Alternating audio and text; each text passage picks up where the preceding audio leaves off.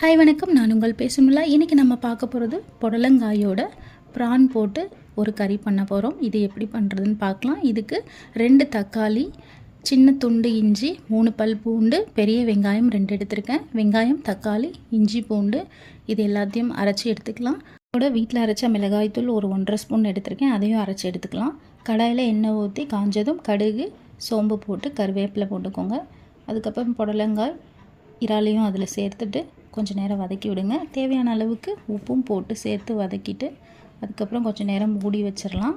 மூடி வச்சுட்டு ஓப்பன் பண்ணி பார்த்துட்டு தண்ணியெல்லாம் கொஞ்சம் வற்றினதுக்கப்புறமா அதில் நம்ம அரைச்சி வச்ச அந்த விழுது எடுத்து போட்டு கொஞ்சம் நேரம் வதக்கிட்டு இதையும் மூடி வச்சிடலாம். அதில் லைட்டாக தண்ணி பிரிஞ்சு வரும் பாருங்கள்.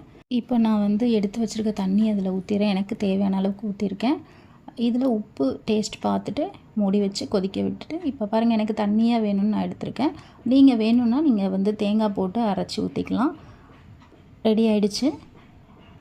ரைஸ் வித் ப்ரான் புடலங்காய் கறின்னு சொல்கிறத விட குழம்புன்னு சொல்லலாம்.